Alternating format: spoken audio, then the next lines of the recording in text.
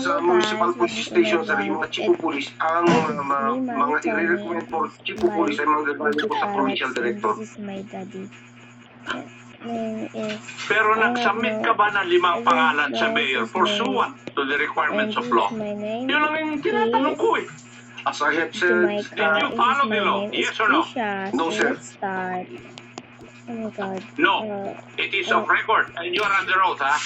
yes, Your Honor. Yes, I can charge you for doing such, for not following the law. I need some coffee. Yes, Your Honor. Okay, Yes. You know. This is... Now, Ano noong hindi mo sinunod, bakit hindi mo sinunod yung batas? Eh, alam mo pala. baby. Bantayan mo yung baby. What force you to violate the provision of law? The lack of officers. Sabi mo lang kanina, kailangan mong i-rotate yung mga officers mo eh. And therefore, there are officers na i-rotate mo. Yes, Your Honor, I have officers to be rotated, and it's not enough. Ay, Nagbigay ako ng tatlong options sa mayor, Your Honor. I'll make a report of this to the chief of the Philippine National Police. Ay, nako. And bahala na ang Philippine National Police how they will deal with you criminally and administratively.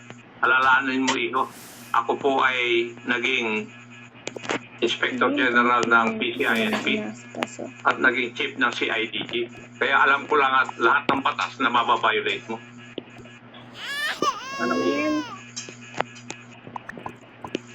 According to your statement, you knowingly violated the law.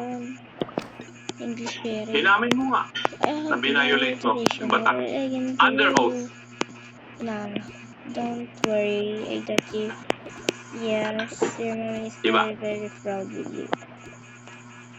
Me, it's You have other reasons. why is You should have compelling reasons to tell us why you did not follow the requirements of the law. Mira, bantayan mo rin mabuti ha.